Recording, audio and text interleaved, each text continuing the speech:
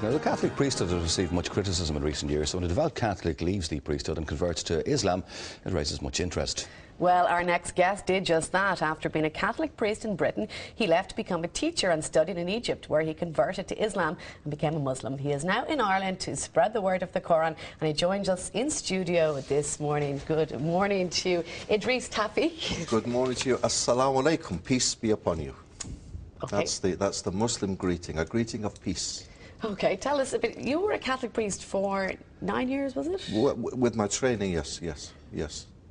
Why did you decide to convert? Well, if we had kind of 2 hours or a whole series, I could perhaps tell people it happened through people, through events, when I left the priesthood. I didn't leave the priesthood because I wanted to change my religion. That's for sure. I had no plan of leaving the Catholic Church, none. But when I left the priesthood, it was a big decision to make, and it was upsetting, and it left me feeling very low. And I looked for a holiday, so I needed a good holiday. But I had no money, so I went to the internet and got the cheapest holiday I could find, and the cheapest holiday was a holiday to Egypt. Now, I knew nothing about Egypt. I'd never met a Muslim in my life. And all I knew about Muslims was what the television told me, that they chop your hands off, and that they blow themselves up, and that they hit ladies. So I went to this Muslim country not knowing what to expect, except sunshine. And I went there, and as God is my judge, that week changed my life, really, because I met Muslims for the first time and found that they weren't these sword-waving fanatics that we see on the TV, but they were good, honest people. And like Irish people, Muslim people, you know, they go out to work in the morning to put food on the table for their kids to eat. They pray. They're ordinary people with a religious dimension very much. And so, for example, I'll give you an example of one Muslim I met. I met a little boy, and I talk about him in every talk I give. And this little boy was selling bananas on the street. And he'd no shoe, just little plastic flip-flops, and a very old, tired gown, you know. And he greeted me the first morning. He said, Assalamu alaikum, peace be upon you, with a big smile on his face. And I learned each day from my hotel, walking past him, to say Zayak. Zayak in Arabic means, how are you, how are you doing? And he'd reply, Alhamdulillah, praise be to God. And that week, it touched my heart. I didn't learn much about Islam, but I learned for sure that Muslims weren't what I was being told back home. And then a long journey, of perhaps a year started, of meeting. I got a job teaching. You know, I needed work. I had no work. So I got a job in a school in London. So your holiday, you came back. I came back. You still felt strongly? Still, I still had no plan to change my religion. I was perfectly happy being Catholic. And in fact, in all the talks I give, you know, I've been giving talks this week in Ireland, I always start my talks by saying, if anyone's come here tonight to hear me criticise the Church or the Pope or Christianity, you've come to the wrong talk. Why did you leave the priesthood, though? What made that decision after 8 years there as a priest? Okay, well, the job, I liked the job.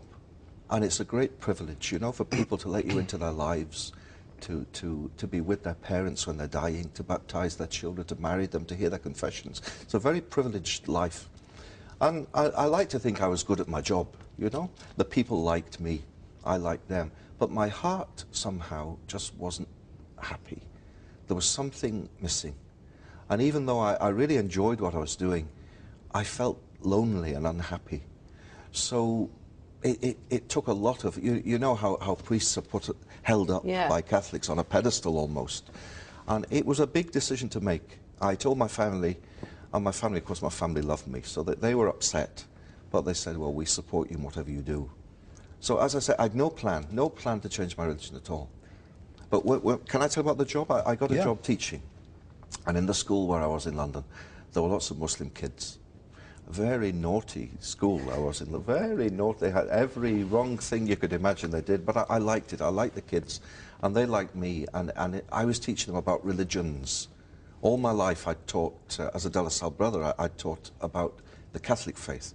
Well, for the first time I was in a state school teaching about Islam, Judaism, all the religions. Well, I didn't know much about them, so every night I had to get the books out and read, you know. And the more I read, and the more I read, and the more I liked what I read about Islam. And the kids in school were having their effect on me. Ramadan came, you know, the holy month of Ramadan, of fasting. And they came to me and they said, sir, it's Ramadan and we've got nowhere to pray. and your room is the only room in the school with a carpet. You know, you could call it a coincidence. Yeah. They need a carpet to Yeah. pray. Can we pray in your room? So I said, of course you can pray in my room. So but I said, but I have to ask the headmaster first. So I went to the head and I said, these boys, Muslim boys, would like to pray in my classroom. Is it okay? He said, fine, but you have to sit at the back, because knowing these kids, they could steal the carpet. You know? So I sat at the back for the whole month of Ramadan. And for the first few days, I just marked my books and prepared my lessons and paid no attention. Then as the days went by, I'd look at, oh, they're doing this now. Oh, they're doing this now. And I secretly went to the internet and I learnt the prayers in Arabic they were saying. It was a slow process. A very slow process. And it is a lovely religion, and there is a lot of peace, and there is a lot of love espoused. Yeah. But how do you reconcile and equate that with the fact that there are hundreds of thousands of fundamentalists who go to the other extreme, and there is no give and take? It is do it our way or we'll kill you. Okay, well, the way I'd answer that would be that this island of Ireland is no stranger to extremism and fanaticism done in the name of so-called religion. And the things that happened in the north in this island bore no relation to the message of Christianity, of love and peace. Well, in the same way, things are happening in the world. You know, the other day there was a thing on the TV, and it said that this young girl, this Christian girl in Afghanistan, had been killed because she's Christian. And when I saw it, I was sad. I wasn't angry, I was sad, and thought, what a shame that people misunderstand so much. And what a shame that people watching this think, here we go again, Islam and Muslims. If you want to meet real Muslims, come with me to my house, to my home in Alexandria, to my building. On the ground floor, you'll meet Ahmed and his wife and kids. On the next floor, Mahmoud and his wife and kids. On the next floor, Sharif. Ordinary people who pray, no hand grenade in their pockets, you know, no suicide belt.